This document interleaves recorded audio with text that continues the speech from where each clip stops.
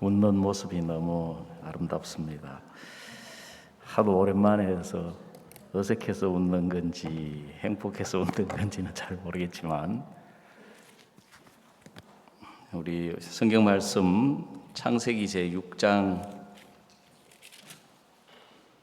13절 말씀을 찾겠습니다. 구약 성경 창세기 제6장 13절입니다.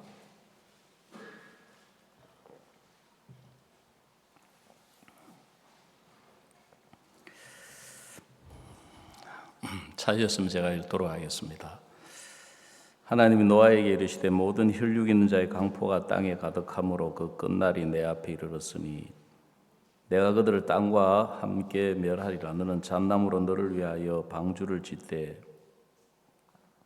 그 안에 간들을 막고 역청으로 그 안팎에 칠하라. 그 방주의 제도는 이러하니 장이 300규빗, 광이 50규빗, 고가 30규빗이며 거기 창을 내되 위에서부터 한 규빗에 내고 그 문은 옆으로 내고 상중하 3층으로 할지니라. 내가 홍수를 땅에 일으켜 무릇 생명의 기식 있는 육체를 천하에서 멸절하리니 땅에 있는 자가 다 죽으리라. 그러나 노아는 내가 내 언약을 세우리는 너는 내 아들들과 내 아내와 내 자부들과 함께 그 방주로 들어가고 혈육 있는 모든 생물을 너는 각기 암소 한 쌍씩 방주로 이끌어들여 너와 함께 생명을 보존케 하되 새가 그 종류대로 육축이 그 종류대로 땅에 기는 모든 것이 그 종류대로 각기 둘씩 네개로 나아오리니 그 생명을 보존케 하라. 너는 먹을 모든 식물을 네개로 가져다가 저축하라. 이것이 너와 그들의 식물이 되리라. 노아가 그와 같이 하되 하나님이 자기에게 명하신 대로 다 준행하였더라. 22절 말씀까지 읽어드렸습니다.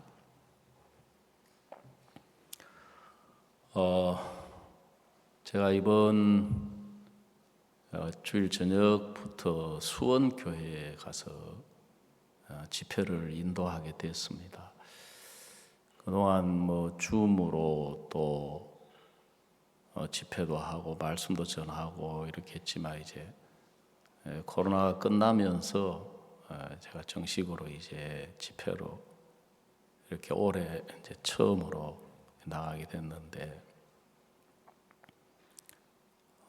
정말 참 하나님께서 이런 하나님의 말씀을 전하고 복음을 전할 수 있는 이런 은혜를 주신 걸 생각하면 너무너무 감사하고, 저도 자주자주 신앙을 생각하면서 이것도 부족하게 느껴지고 저것도 부족한 것 같고, 마치 제가 뭘 이렇게 해도 해야 될 것 같고 저렇게도 해야 될 것 같은 생각이 들 때가 종종 있지만,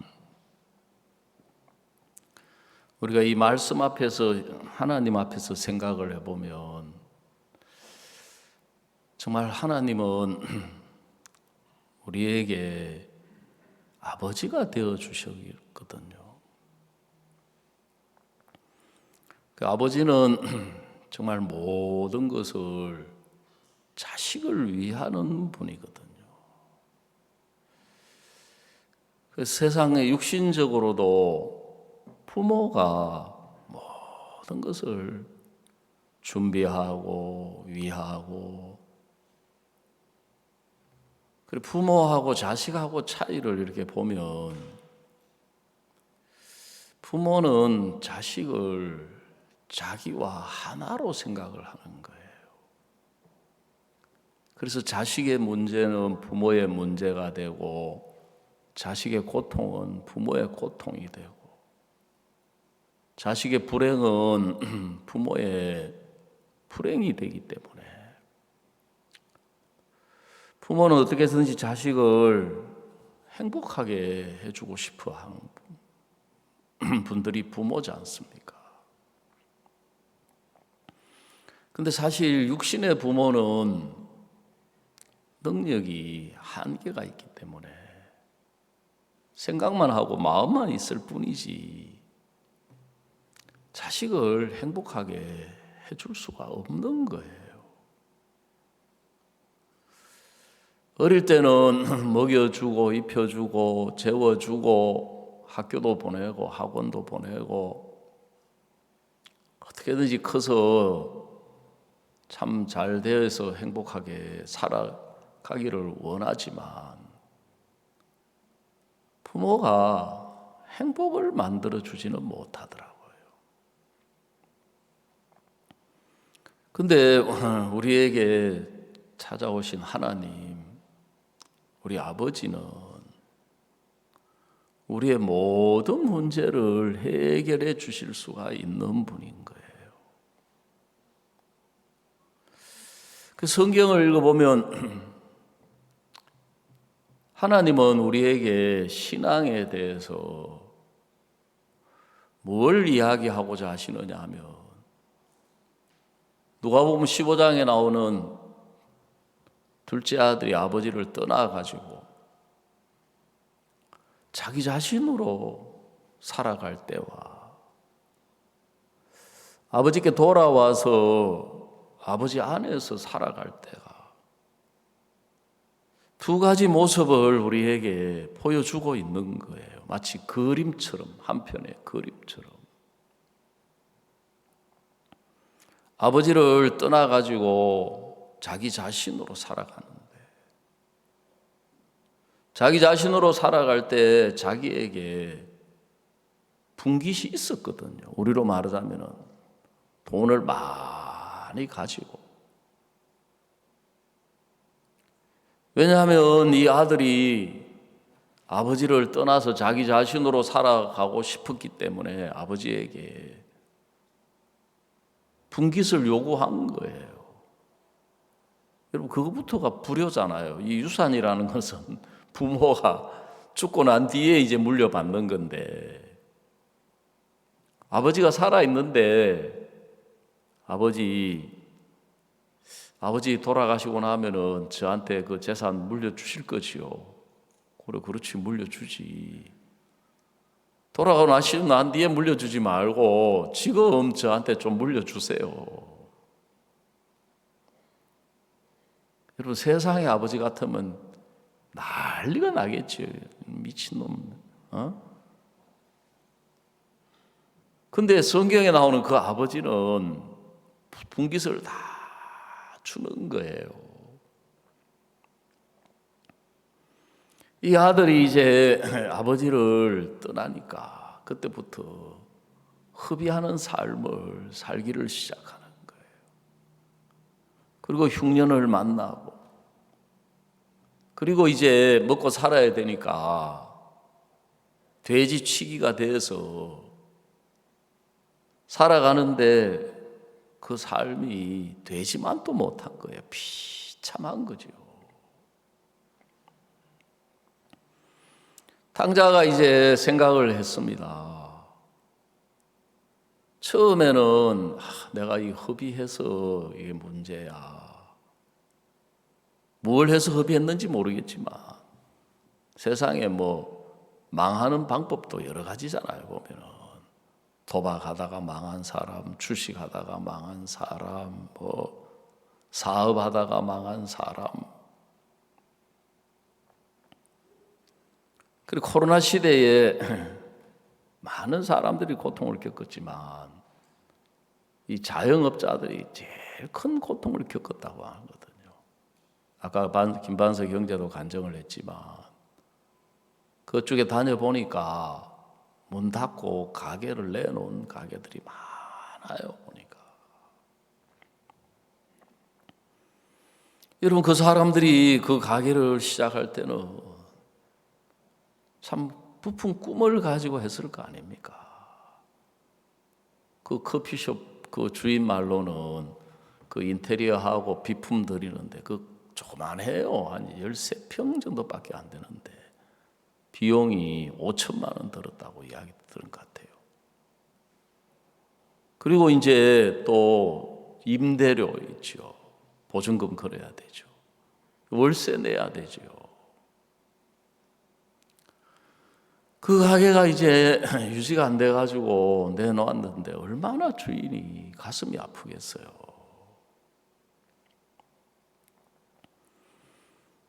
근데 이 아들이 이제 그런 hợp의하는 게 이제 문제지요.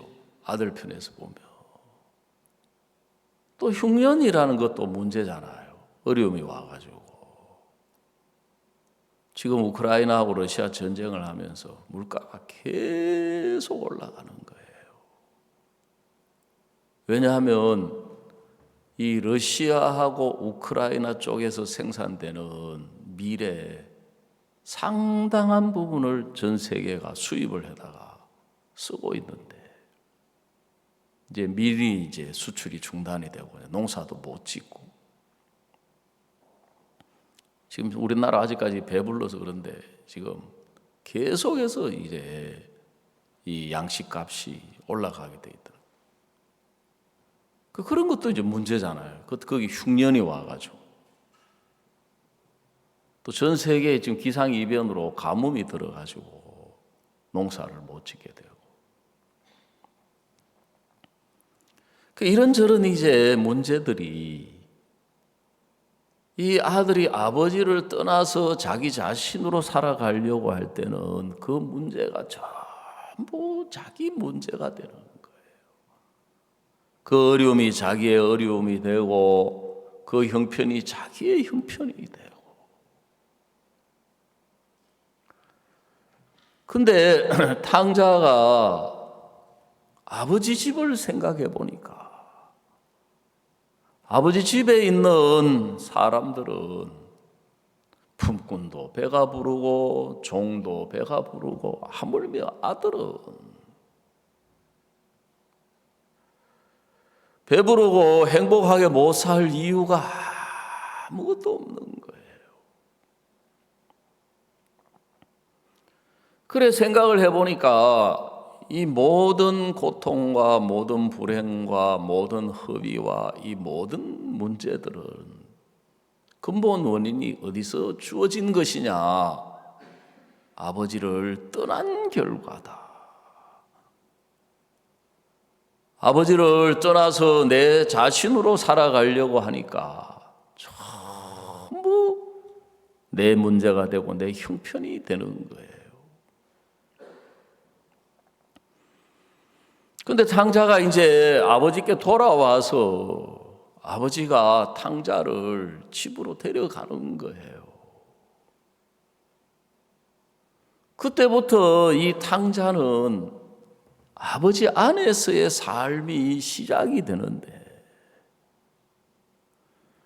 여러분 아버지 안에서의 삶은 어떻게 살아가느냐 하고 보니까 전부 아버지가 준비한 것으로 아버지의 것으로 살아가는 거예요.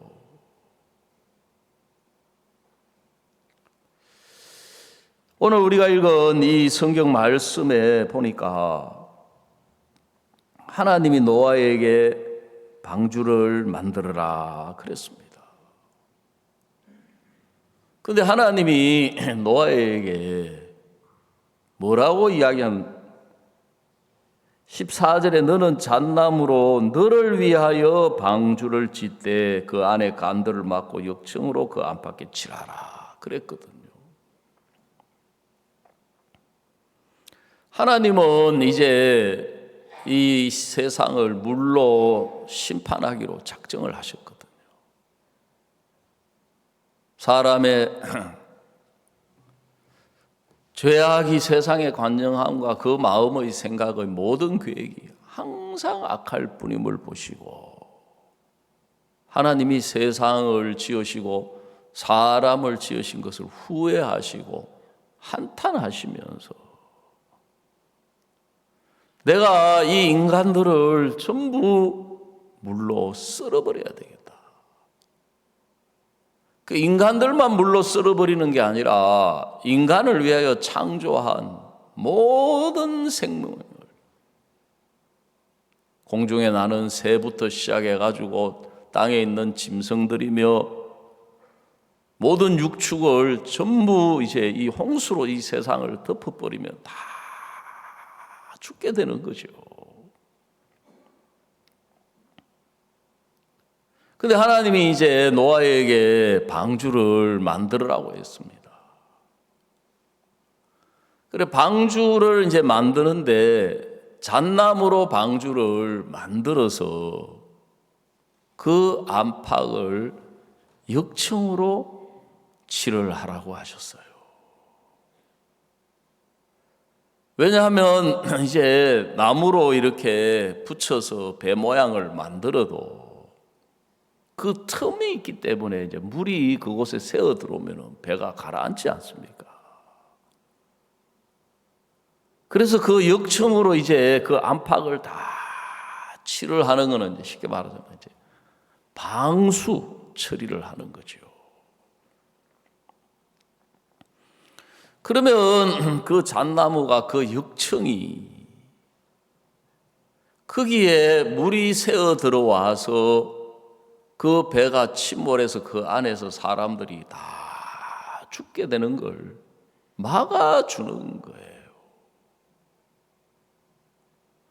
성경을 읽어보면 하나님은 항상 심판하실 때 심판을 경고하셨고 그리고 구원의 길을 열어주셨거든요. 소돔과 고모라를 심판하실 때도 하나님 천사를 보내가지고 롯과 그 가족들을 구원으로 인도해 주시고 여리고 성이 멸망을 받을 때도 정탐꾼이 가서 정탐꾼을 영접해서 기생 라합과 그 가족은 생명을 얻고 구원을 얻었거든요. 하나님의 심판, 하나님의 멸망, 하나님의 저주를 받느냐 받지 않느냐 하는 차이는 그 사람이 얼마나 깨끗하고 얼마나 진실하고 그거하고 전혀 상관없어요. 얼마나 열심히 기도하고 전도하고 봉사하고 하나님을 잘 섬기고 그런 거하고 연관이 있는 것이 아니라 방주 안에 있느냐 방주 밖에 있느냐 그것에 의해서 생명이냐 사망이냐가 결정되는 거예요. 그것에 의해서 죽느냐 사느냐. 방주 밖에 있으면 어떤 사람도 다 죽을 수밖에 없는 거예요. 아무리 인간적으로 깨끗하고 진실하고 성실하고 착해도 방주 밖에 있으면 다 죽는 거예요. 반대로 아무리 악하고 아무리 형편없는 사람이라고 할지라도 방주 안에 있으면 그 사람은 살 수밖에 없는 거예요. 왜냐하면 그 역청이 그 심판을 다 막아주는 거예요. 그래서 하나님은 노아에게 이야기하셔가지고 육축을 그 종류대로 땅에 기는 모든 것을 한 쌍씩 이제 방주 안으로 들여보내라 그랬습니다.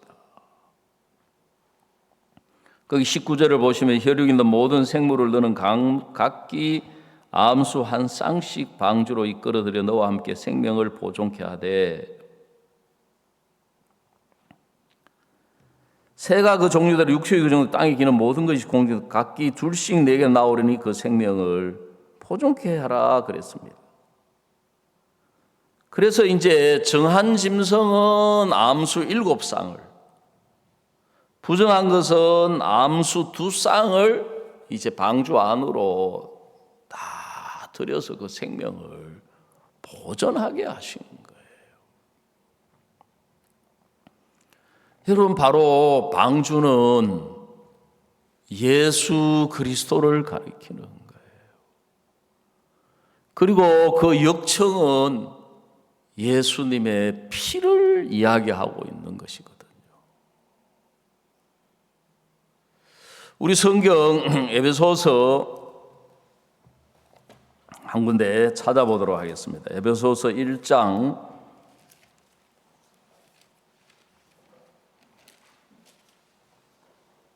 7절입니다.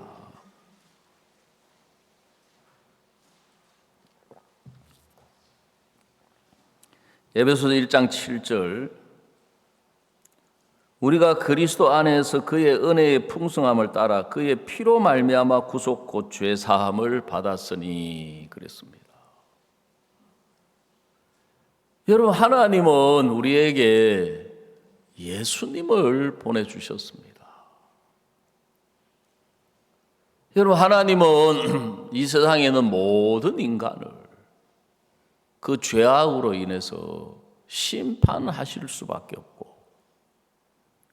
그 죄로 인하여 심판을 받으면 모든 사람들은 다 멸망으로, 지옥으로, 형벌로 갈 수밖에 없는데,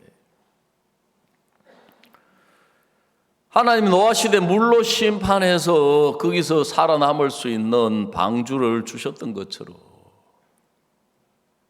하나님은 우리를 그 하나님의 심판에서, 하나님의 저주에서 우리가 생명을 얻고 구원을 얻고 영원한 천국으로 갈 수 있는 길을 열어주셨는데, 그분이 바로 우리가 믿는 예수님이라는 거예요.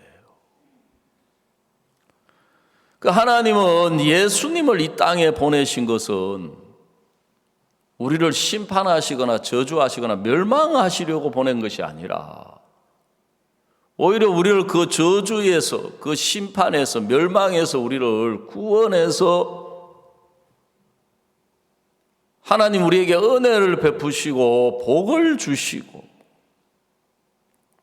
우리가 영원한 천국을 주시려고 예수님을 이 땅에 보내신 거예요. 그리고 그 예수님에게 우리의 모든 죄를 예수님이 짊어지게 하신 거라. 예수님 우리의 모든 죄를, 성경에 보면 우리의 모든 저주를, 우리의 모든 고통을, 우리의 모든 슬픔을 전부 하나님은 예수님이 짊어지게 하신 거예요. 이사야 53장에 보면 그는 실로 우리의 질고를 지고 우리의 슬픔을 당하였거늘 그랬거든요. 그는 실로 우리의 질고를 지고 우리의 슬픔을 당하였다. 그 예수님 이 땅에 계실 때 예수님 앞에 나오는 모든 병자들을 다 고쳐주셨어요. 왜냐하면 그들의 그 질병, 그 고통을 전부 예수님이 짊어지고 계셨기 때문에, 예수님이 담당하고 계셨기 때문에. 그래서 마가복음 2장에도 보면 중풍병자가 예수님 앞에 나왔을 때 예수님은 그 중풍병자에게 소자야 네 죄 사함을 받았느니라 그랬습니다. 그리고 예수님 또 뭐라고 말씀하셨냐면은 내 자리를 들고 걸어가라 그랬어요. 여러분, 예수님 앞에 중풍병자가 나왔는데, 자, 마가복음 우리 한 군데 더 찾아봅시다. 2장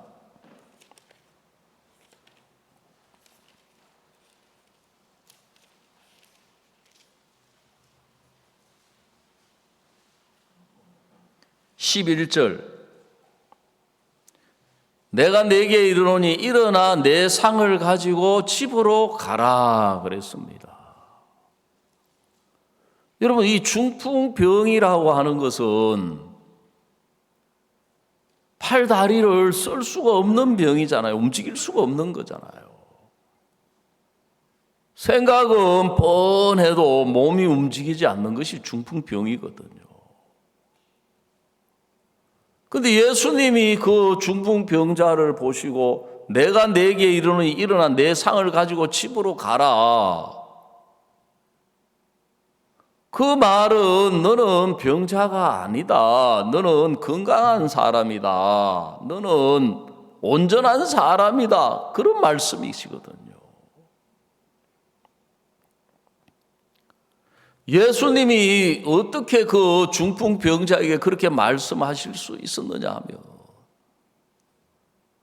이사야 53장에 그는 실로 우리의 질고를 지고 그랬어요. 우리의 질고를 지고 우리의 슬픔을 당하였다. 그 중풍병자의 그 중풍병을 누가 짊어지셨다고 했습니까? 예수님이 짊어지신 거예요. 예수님이. 그래서 예수님은 그 중풍병자에게 일어나 내 상을 가지고 집으로 가라. 조금 전까지만 해도 그 침상에 들려서 온 사람에게 그렇게 말씀하시는 거예요. 왜냐하면 다시 한번 이야기하지만 그는 실로 우리의 질고를 지고 그랬어요. 우리의 질병과 우리의 고통을 짊어졌다는 거예요. 누가? 예수님께서. 우리의 모든 죄를 예수님이 짊어지시고 십자가에 못 박혀 피 흘려 죽으셨다는 거예요.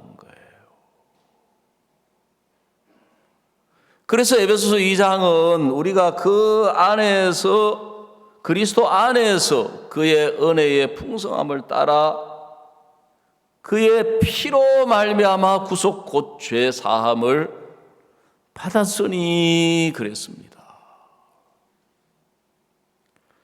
그래서 하나님은 예수님 안에서, 예수님을 통해서 우리의 모든 죄를 씻어서, 우리 죄를 영원히 씻어서 예수님 안에서 우리가 의롭고 거룩하고 온전한 사람이 되게 하신 거예요. 그 노아 시대 때는 방주 안에 있느냐 방주 밖에 있느냐에 의해서 생명이냐 사망이냐 저주냐 축복이냐 결정되는 것처럼, 지금 이제 우리는 예수님 안에 있느냐 예수님 밖에 있느냐에 의해서 모든 것이 결정이 되는 거예요.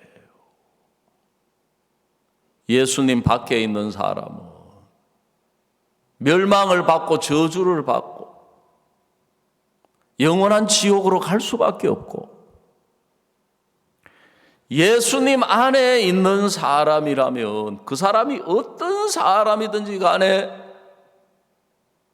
생명이고 영광이고 기쁨이고 은혜고 축복이 될 수밖에 없도록 되어 있는 거예요. 근데 이제 여기 성경에 보면 그 기준이 뭐냐 하면 예수님 안에 있느냐 예수님 밖에 있느냐의 그 기준이 뭐냐, 예수님의 피로 죄사함을 받았느냐, 아직 죄사함을 받지 못하고 죄인으로 있느냐. 그래, 우리가 이제 먼저 신앙은 그걸 정확하게 우리가 생각을 하고 구분을 해야 되는 거예요. 내가 예수님 안에 있는 사람이냐 예수님 밖에 있는 사람이냐. 그 성경은 둘째 아들이 아버지를 떠나서 자기 자신으로 살아가고 있느냐, 아버지께로 돌아와서 아버지 안에서 살아가고 있느냐. 여러분, 예수님 안에서 우리가 살아가는 것은 마치 둘째 아들이 아버지께 돌아와서 아버지 안에서 살아가는 것은 전부 아버지가 준비한 것으로, 다시 이야기 드리자면은 아버지의 것으로 살아가는 거예요. 아버지의 것으로. 그 둘째 아들이 아버지 안으로 돌아오니까 자기 문제가 있습니까? 없습니까? 아버지께로 돌아왔는데 앞에서 이야기 드렸잖아요. 아버지는 어떤 분이냐? 아들의 불행은 아버지의 불행, 아들의 고통은 아버지의 고통, 자식의 슬픔은 아버지의 슬픔, 자식의 문제는 아버지의 문제가 되는 거예요. 그러니까 모든 문제를 전부 아버지가 해결해 주시는 거예요. 왜 모든 문제를 아버지가 해결해 주셨습니까? 그 자기 문제라니까요. 자기 고통이고 자기의 슬픔이고 자기의 괴로움이기 때문에, 그래서 하나님은 예수님을 보내신 목적이 뭐냐 하면 우리의 고통을, 우리의 괴로움을, 우리의 슬픔을, 우리의 불행을, 우리의 문제를 전부 예수님이 짊어지게 하셔서 예수님이 그 모든 문제를 해결하게 하신 거예요.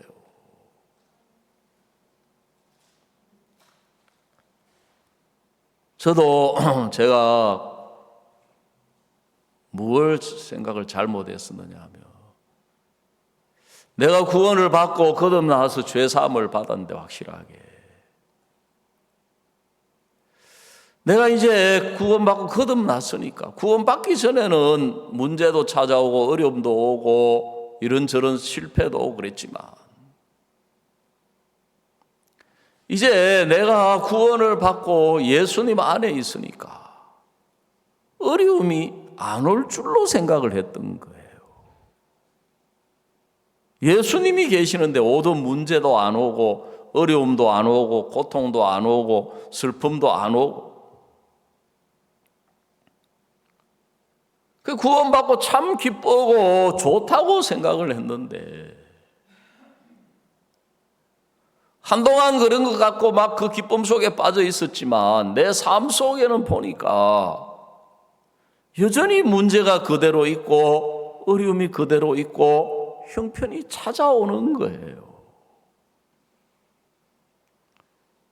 야, 이 구원 받았는데 왜 문제가 찾아오지? 구원 받았는데 왜 이런 어려움이 오지?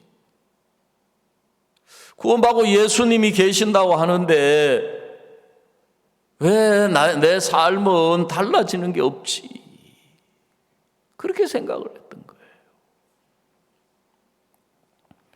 그래서 제가 예수님 안에서 하는 신앙을 몰랐기 때문에 제게 오는 문제를 여전히 제 문제로 여기고, 여전히 형편을 내 형편으로, 고통을 내 고통으로 그렇게 여기고 살았던 거예요.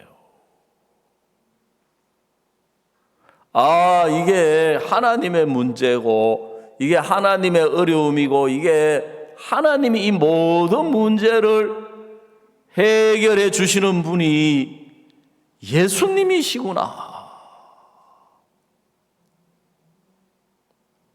여러분, 예수님은 우리에게 섬김을 받으려고 오신 분이 아니고 우리를 복되게 해 주시려고 오신 구원자예요. 구원자.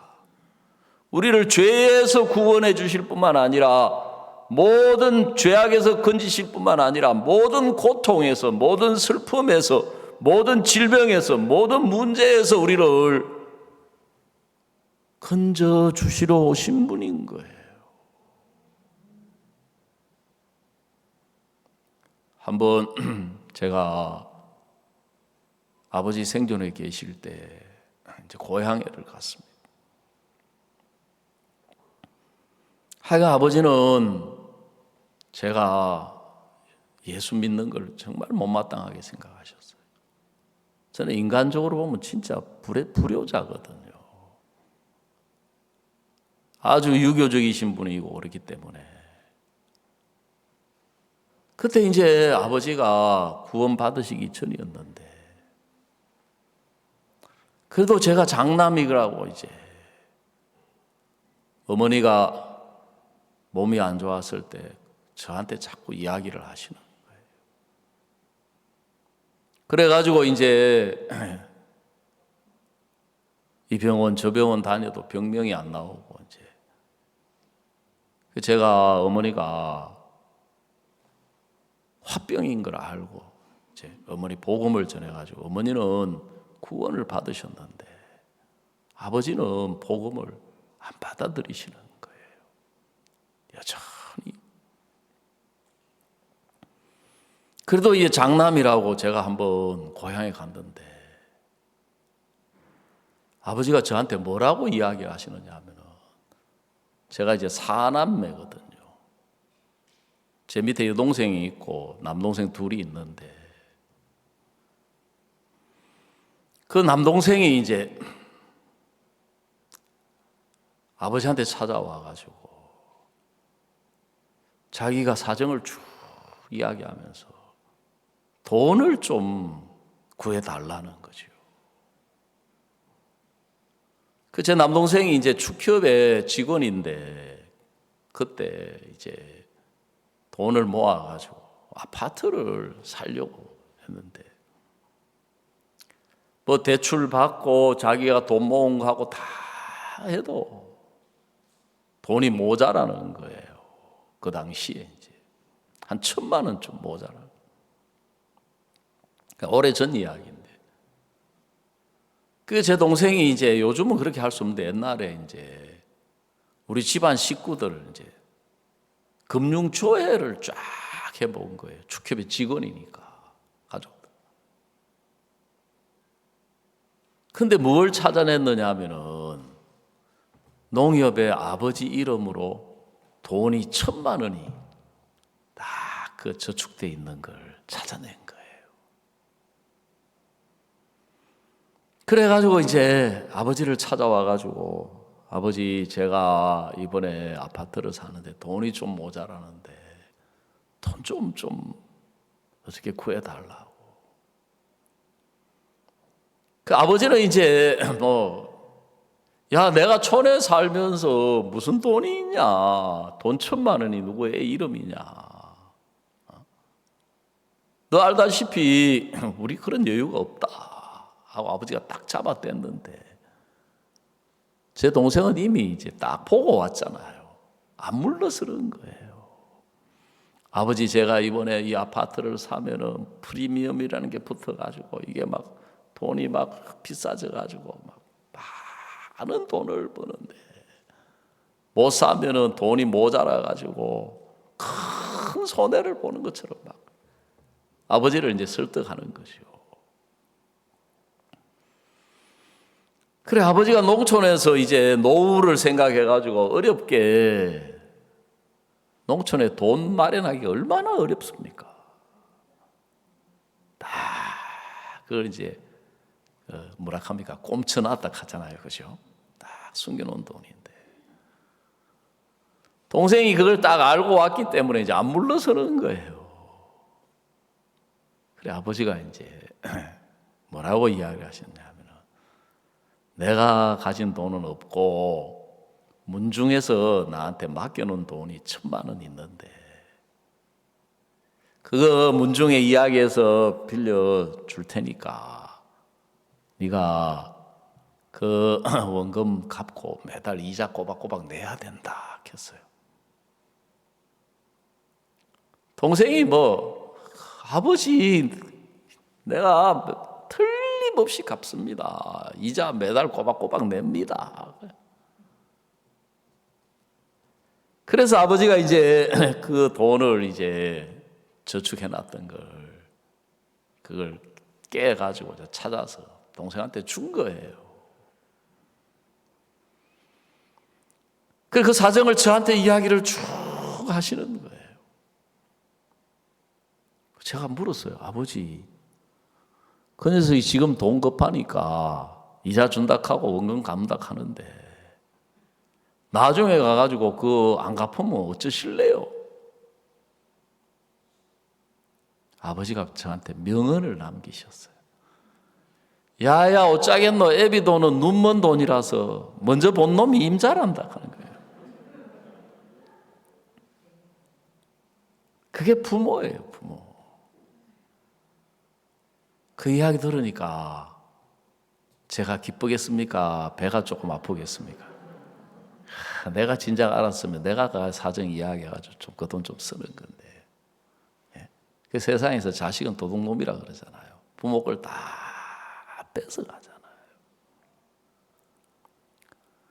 근데 여러분, 부모는 그게 행복한 거예요. 자식을 위해서 쓰는 게 부모는 행복한 거예요. 부모는 자식을 위해 쓰는 게 기쁜 거예요.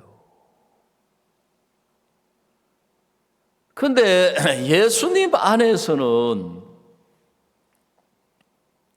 우리가 당하는 모든 문제, 모든 어려움, 모든 형편이 다 이게 아버지 것인데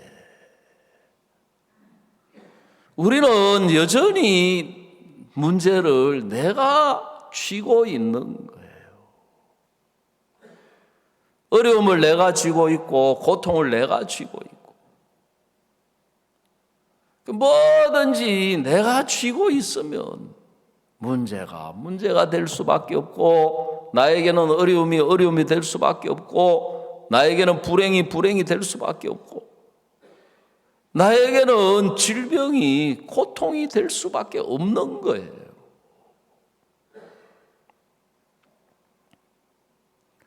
근데 예수님에게는 그게 문제가 아닌 거예요.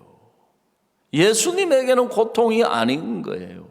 예수님에게는 불행이 아닌 거예요. 예수님에게는 슬픔이 아닌 거예요. 우리가 믿는 예수님은 그 모든 것을 복으로, 은혜로, 선으로 바꾸실 수 있는 분이 우리가 믿는 예수님이라는 거예요.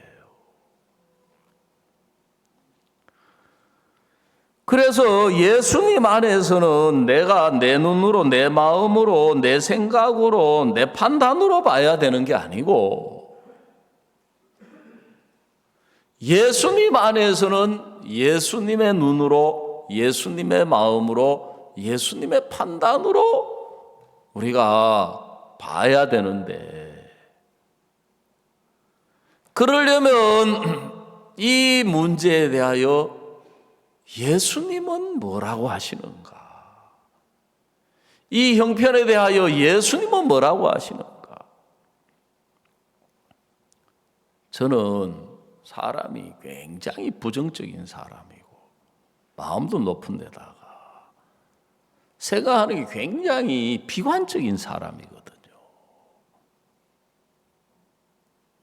뭐 염세주의자까지는 아니지만 모든 것이 내 속에서 올라오는 생각을 보면은 부정적인 생각이 많이 올라와요. 그리고 염려, 걱정, 근심이 많이 올라오는 사람인 거예요. 그 처음에는 제가 문제 때문에 어려워하는 줄 생각하고 어려움 때문에, 질병 때문에 그래서 그걸 하나님 앞에 해결해 달라고 많이 매달렸어요. 그래가지고 이제 기도하고 하나님께 구하고 바라고 이래서 그 어려움이 해결되고 문제가 해결이 되고 고통이 해결이 되면 은혜를 입었다고 생각한 거예요. 복을 받았다. 감사하다. 근데 어떤 문제는 해결이 안 되고 그 문제가 계속 있는 거예요. 그 고통이 계속 있는 거예요. 그 형편이 안 바뀌고 계속 있는 거예요. 그러니까 이제 어떻게 생각하냐면 왜 하나님이 이 문제 해결을 안 해주시지? 왜 하나님이 이 어려움을 해결을 안 해주시고 왜 하나님이 이 고통을 왜 해결을 안 해주시냐? 그러니까 이제 하나님의 사랑을 의심하는 거예요. 그러면서 이제 꼭 우리가 꼭 무엇을 내놓습니까? 아이고, 내가 이 모양인데, 내가 이렇게 부족하고, 내가 이렇게 연약하고, 내가 이렇게 허물도 많고, 내가 뭐 신앙에 관심이 있나, 영혼에 관심이 있나, 믿음이 있나. 내가 이렇게 육신적으로 사는데 내가 봐도 하나님이 안 들어주실 것 같아.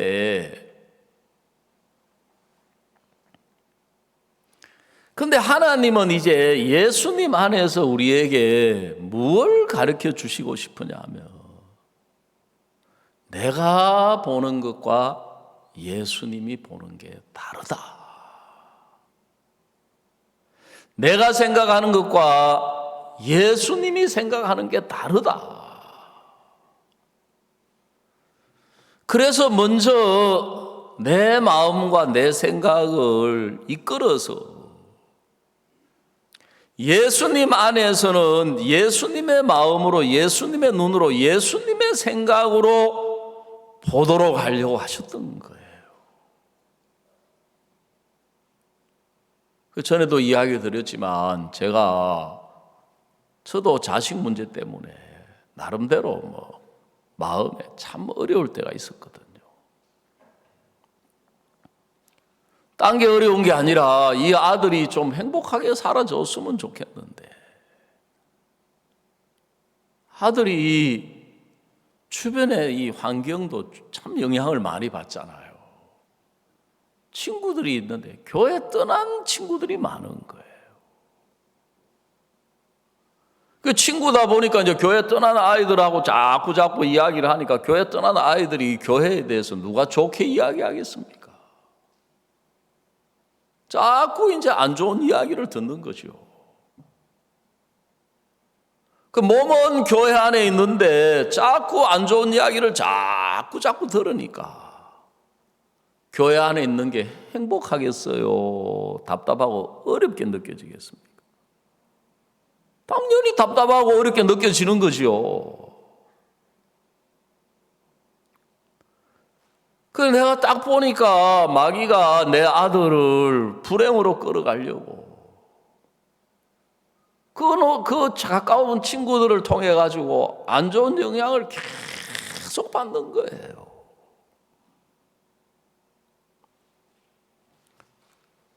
이게 한번 뉴스에 보니까 실험을 했대요. 왜? 어릴 때는 자녀들이 부모 말을 잘 듣는데 왜 이제 한 15세에 이렇게 자라면 왜 부모 말을 안 듣는가 실험을 했대요. 참 세상에 밥 먹고 할 일 없는 분들이 이제 나름대로 실험을 딱 해보니까, 어릴 때는 이제 그러니까 그 부모 얼굴을 안 보이고 이제 부모와 같은 목소리로 가지고 요즘 컴퓨터로 다 할 수 있잖아요. 꼭 자기 이름을 부르거나 그런 게 아니고 이 귀로 듣게 하니까 이제 부모 얼굴 한번 소리만 듣게 하는데, 부모 목소리가 들리니까 어릴 때는 온 관심이 거기에 가더라는 거죠. 근데 커가지고는 부모 목소리 들리니까 고개를 돌려가 딴 데 관심 찾더래요. 실험이었어요. 실질적으로. 그럴 수밖에 없는 게, 지금 자기 관심 있는 분야가 따로 있잖아요. 이제 자라면서 부모가 하는 이야기가 이제 안 들리는 거예요. 듣기 싫어하는 거예요.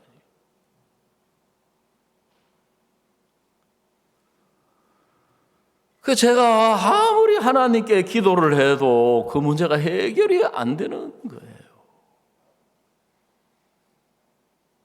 제가 지금까지 신앙을 해오면서 생각을 해보면 어쩔 수 없어서 내가 하나님께 내려놓은 적이 몇 번 있거든요. 구원받고 제가 직장 문제 당했을 때도 제가 어쩔 수 없어가지고 이래도 할 수 없고 저래도 할 수 없고 다시 공장으로 가가지고 취직할 수도 없고, 뒤늦게 이제 공부해가지고 내가 시험을 쳐서 그것도, 근데 교회 와서 말씀을 들으니까 네 장래를 하나님께 맡겨라, 네 염려를 하나님께 맡겨라. 그 하나님께 맡기고 싶은데 하나님께 맡겨서 하나님이 이 문제를 확실하게 해결해 주신다는 보장이 있으면 좋은데 마귀가 그걸 못하게 해요. 아이고, 네가 이렇게 육신적인데, 네가 이렇게 세상적인데, 내가 이렇게 믿음도 없는데 네가 이 문제를 맡겨가지고 하나님이 너를 도와주셔서 잘 되면 참 좋겠지만 하나님 안 도와주셔가지고 맡겨놓고는 잘못되면 너는 망해. 넌 쪽박 차는 거야. 대부분 마음이 거기서 이제. 여러분, 성경에 하나님보다 확실하고 하나님보다 능력 있고 하나님보다 우리를 사랑하시는 분이 이 세상에 어디도 없어요. 근데 마귀가 우리의 행위, 우리 자신, 우리 형편, 우리 모양을 가지고 그 아버지의 사랑을 의심하도록 만드는 거예요. 여러분, 하나님 앞에 나갈 때 내가 뭘 좋아가지고 잘해가지고 좋은 조건으로 나가려고 하는 그 자체가 하나님의 사랑을 의심하고 있는 거예요. 사탄이 우리 마음에 하나님에 대한 부담, 두려움 이런 걸 심어주는 거예요. 그래서 신앙은 예수님 안에서는 생각을 해야 돼요. 내가 하나님께 이걸 맡겨서 진짜 잘못되면 내가 얼마나 잘못되겠나, 망하면 얼마나 망하겠나.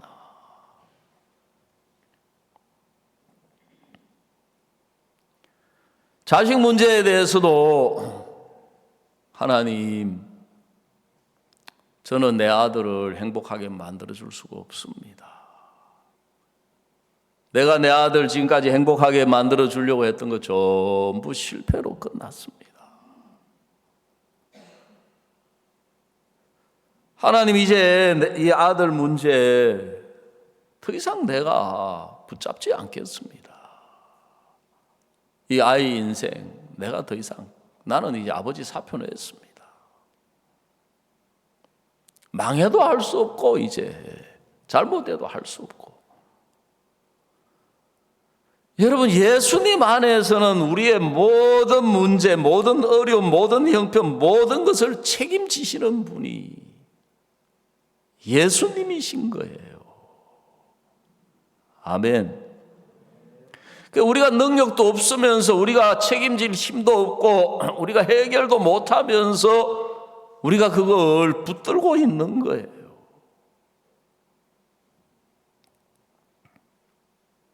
너무너무 감사한 게 예수님 안에서는 내가 짐을 지고 있는 그 자체가 잘못된 거예요. 우리가 예수님 밖에 있을 때는 그걸 대신할 자가 없었어요. 예수님 밖에 있을 때는. 둘째 아들이 아버지를 떠나 있을 때는 모든 어려움, 모든 그 형편, 허비하는 그 모든 일들을 다 자기가 당할 수밖에 없습니다. 예수님은 우리를 대신해 주러 오신 분인 거예요. 대신해 주러. 김용록 자매님이 암에 걸렸을 때 수술을 16군데를 하고 의사가 눈물을, 내가 이제 당신을 위해서 해줄 수 있는 여기까지다. 그때 이 자매님이, 동생이 이제 춘천에 있는 김혜영 자매라고 하는 분인데, 그 언니를 이제 간호해 주러 가족들이 돈을 모아가지고 이 춘천에 있는 이 동생이 이제 미국을 간 거예요. 그래가지고 목사님하고 이제 연결을 시켜줬어요. 목사님이 이 자매님에게 뭐라고 이야기하시느냐. 자매님, 예수님 이 땅에 계실 때 어떤 병자도 그냥 지나치신 적이 단 한 번도 없습니다. 다 고쳐주셨습니다. 다 고쳐주셨습니다. 그 이야기를 들으면서 이 자매님 마음에 예수님 생전에 이 땅에 있는 어떤 병자도 그냥 지나가신 적이 없고 다 고쳐주셨다면 나도 예수님이 그냥 지나치지 않겠구나. 왜 그 생각을 하게 됐느냐 하면 이 자매님이 구원받고도 신앙생활을 성실하게 하신 분이 아니에요.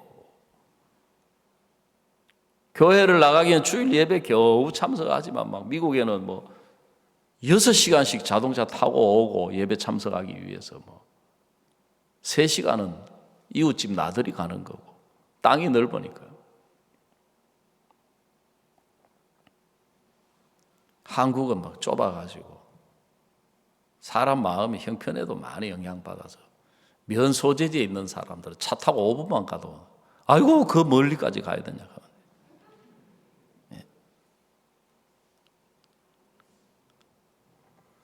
우리 어릴 때 지금 생각해보면 한 2km 되는데 오리라 하거든요. 오리. 면 소재지에 중학교가 있는. 그렇게 멀게 느껴지는 거예요. 제 아들 미국에 있는데 승용차로 36시간씩 가. 왜냐하면 비행기 싹 아끼려고. 미국은 도로가 발달이 잘 돼 있으니까. 비행기는 너무 비싸니까.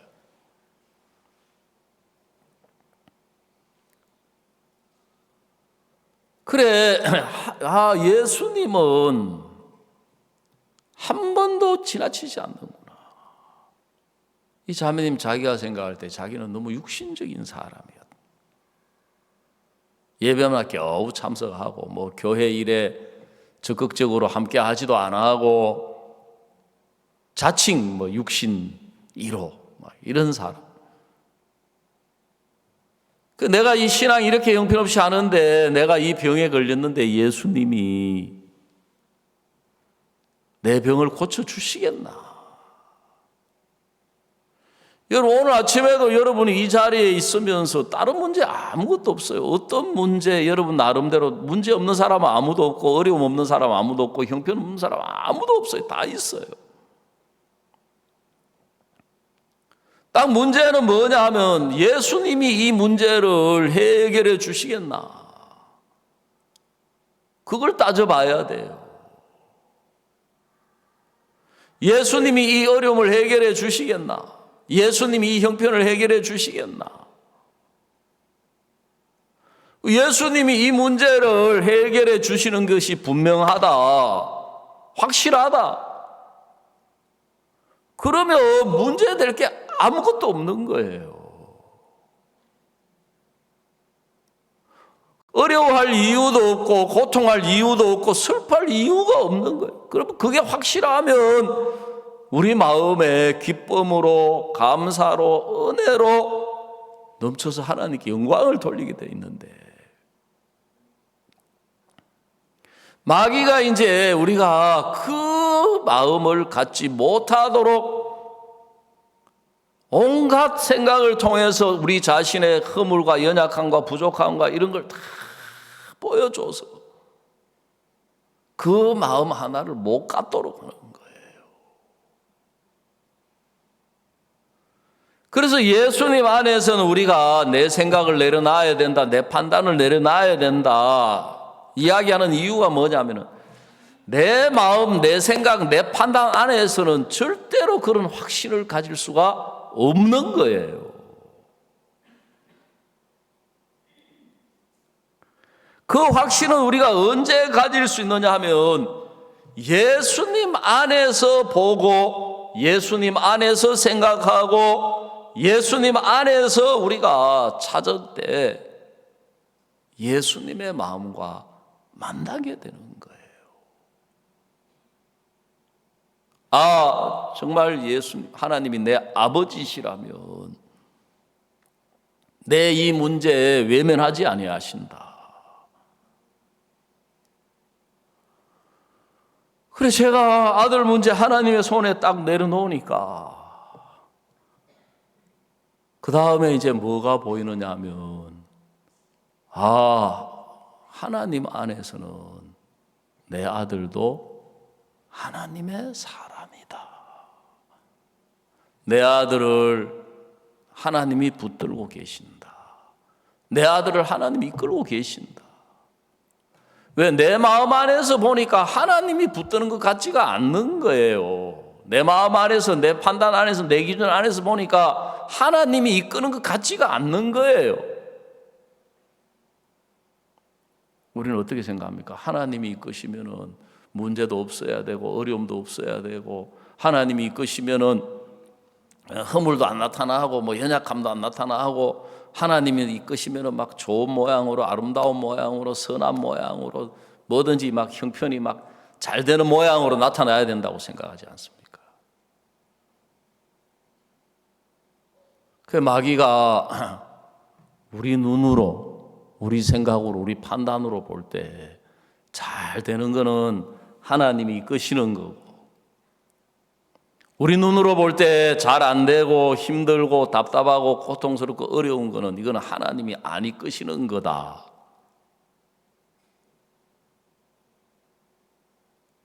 여러분 우리가 창세기에 여러분 잘 아시는 것처럼 요셉이 형들에게 미움받은 거, 요셉이 애굽으로 팔려간 거, 여러분 요셉이 보디발의 집에서 종살이 하다가 누명 쓴 거, 여러분 요셉이 그것도 감옥에 간 거, 여러분 하나님의 이끄심이었습니까? 이끄심이 아니었습니까? 예? 그죠? 그렇죠? 근데 여러분이 누명 쓰는 거는 하나님이 이끄시는 거예요? 하나님이 안 이끄시는 거예요?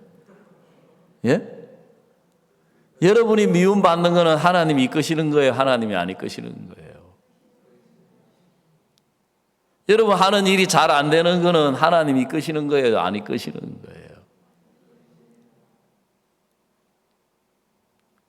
하나님이 이끄시는 거 맞아요? 아이고, 하나님이 이끄시는데 왜 그래요? 예?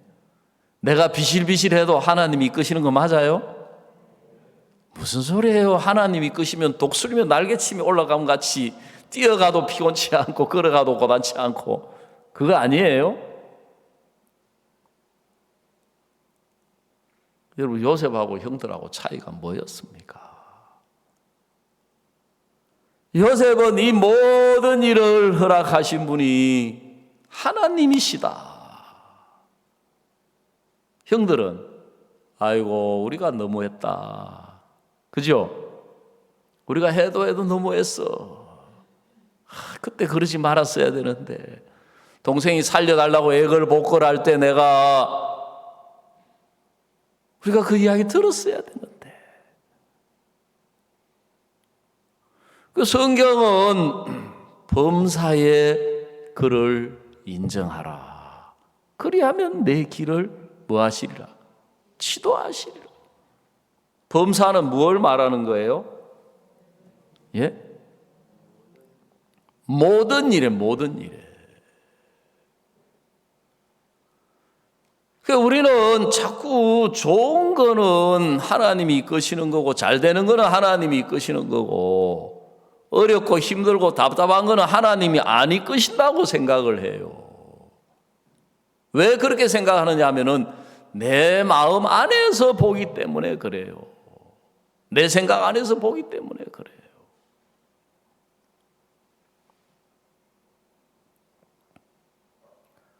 그래 성경에 사울의 신앙하고 다윗의 신앙하고 차이가 뭐냐면 사울은 하나님께 묻지 않았다 그랬어요. 역대사항에 보면. 다윗은 사울이 신앙에 실패하고 패망한 원인을 알고 법궤를 가까이 두고자 했던 이유가 뭐냐? 하나님께 물으려고 했던 거예요. 하나님께 물으려고. 그래서 우리는 어떤 문제, 어떤 형편, 어떤 어려움을 신앙이 되려면 절대로 내가 결론을 내리면 안 된다. 왜요? 우리가 결론을 내리면 우리 생각으로, 우리 판단으로 결론을 내리게 돼 있는 거예요. 그게 전부 불신으로 들어가는 거예요.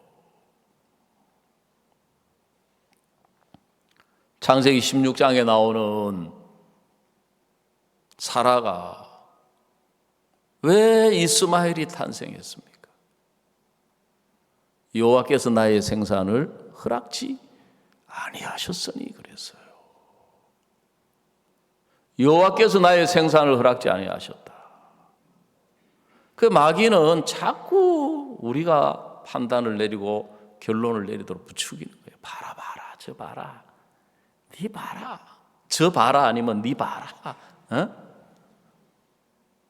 네가 뭐 잘 되는 게 있냐? 네가 좋은 게 있냐? 네가 남편이 복이 있냐? 자식의 복이 있냐? 뭐가 복이 있냐? 그 다음에 그놈 저 봐라. 더 봐라. 아이고 저 자매, 저희 형제 막. 사라가 여호와께서 나의 생산을 허락지 아니하셨다. 사라가 할 말이 있는 거예요. 왜? 10년을 기다렸는데도 아들이 있습니까? 없습니까? 예? 없잖아요. 여러분도 한 10년 가도 변한 거 없으면 어떤 믿음을 가지고 있습니까? 아이고, 뭐, 기도한다고 달라지는 것도 없고, 변한 것도 없고, 하루 이틀도 아니고, 지금 뭐, 예? 자식 새끼 이 모양이고, 뭐 남편 이 모양이고, 아이고, 내가 은혜를 못 입는가 보다. 그죠? 그렇죠? 그 겸비함까지도 갖춰가지고 내가 이 모양이니까는 아이고 이렇지 뭐 내가 무슨 뭐 큰 복을 기대할 수 있겠나. 그래 사라는 10년 기다려도 아들을 안 낳으니까 여호와께서 나의 생산을 허락지 아니하셨다. 그 목사님 우리에게 가르쳐 주신 신앙이 절대 어떤 형편에서도 하나님이 안 도우신다, 일 안 하신다. 그 말 하지 마라. 그 말 안 하려면 그 생각 가지고 있어야 됩니까? 그 생각 버려야 됩니까? 그 생각 버려야 되는 거예요. 그래서 저도 그냥 신앙 생각 안 해보고 하나님 앞에 생각 안 해보고 그냥 멍해가지고 내 생각으로 형편 안에서 내 자신 안에서 생각을 하면 이 눈으로 볼 수 있는 게 문제밖에 더 봅니까? 형편밖에 더 봅니까? 그것밖에 안 보이는 거예요. 그런데 우리에게 찾아오신 예수님은 성령으로 찾아오셨기 때문에 보이지 않는 분인 거예요. 그래서 우리가 성경을 펴고 생각을 해보면 하나님 안에서는 문제가 아니고 축복인 거예요. 아멘. 내가 지금 문제라고 생각하고 있는 이게 내가 볼 때 문제지 예수님 안에서는 문제가 아니고 축복이다. 내가 어려움이라고 생각하고 있는 이게 내 안에서 어려움이지 예수님 안에서는 어려움이 아니다. 축복이다. 그 제가 시험 들어가 돌아왔을 때 목사님이 저한테 뭐라 하셨냐면 이 목사 사고는 치라고 있는 거야. 그 사고 잘 친 거야. 저는 잘 쳤다고 생각했습니까? 아주 잘못됐다고 생각했습니다. 아주 잘못됐다. 자네가 그렇게 안 했으면 예수로 하는 신앙 출발 못해. 그래서 저는 내가 막 시험 당하고 어려움 겪고 실패하고 이런 걸 막 다 안 좋은 거라고 생각을 했는데, 목사님은 예수 안에서 그게 잘 된 거다, 그게 좋은 거다. 여러분, 예수님은 우리를 사랑하시는 분이기 때문에 예수님 편에서 우리에게 허락한 모든 것은 다 좋은 것이고 복된 것이고 은혜로운 것이고 귀한 거고 영광스러운 거예요. 아멘. 그런데 우리가 사탄한테 속아서 그걸 그렇게 받아들이는 게 아니라, 이거는 안 좋은 거고, 이거는 힘든 거고, 이거는 불행한 거고, 이거는 어려운 거고, 이거는 고통스러운 거고. 왜 그러냐? 예수님은 선하신 분이, 우리는 악한 인간이기 때문에 그런 거예요. 그래서 포도 품꾼에 대한 비유를 보면, 여러분, 그 일찍 들어와서 수고한 품꾼들이 주인을 원망하는 거예요. 어떻게 하루 종일 수고와 더위를 견딘 우리를 저 1시간만 일한 저 사람하고 같이 취급하느냐?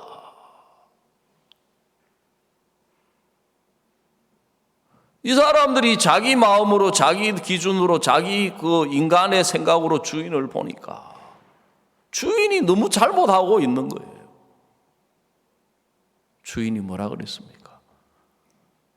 친구야, 나는 잘못한 게 없다. 내가 너하고 한 데나리온은 약속 안 했냐? 나는 약속대로 너한테 한 데나리온 준 거다. 주인이, 내가 선함으로 네가 나를 악하게 보느냐 그랬어요. 여러분, 우리가 근본 악한 인간이라는 걸 잊어버리며 우리 눈으로 보는 걸 믿는 거예요. 우리 판단으로 보는 걸 믿는 거예요. 여러분, 오늘 아침에 여러분이 예수님의 피로 죄 사함을 받은 분이라면 우리에게 허락된 모든 것, 예수 안에서 나쁜 게 아무것도 없습니다. 로마서 14장 14절,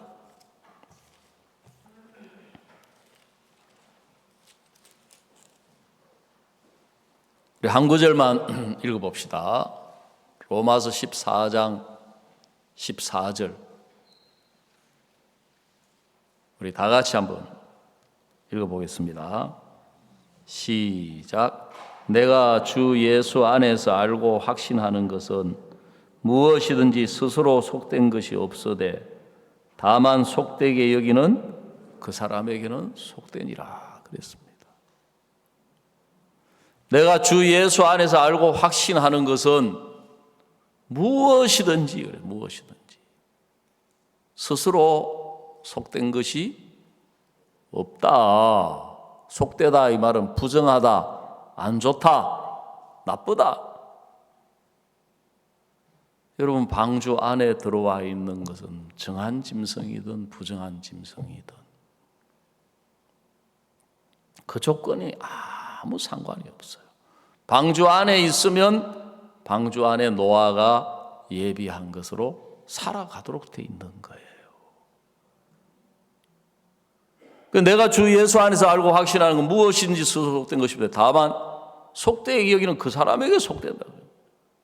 그 그리스도인이 불행하게 사는 이유는 형편, 조건, 내 자신 때문이 아니라 내가 예수 안에 있는 사람인데 그걸 내 마음 안에서, 내 생각 안에서, 내 판단 안에서 그걸 안 좋게 여기기 때문에 안 좋은 거예요.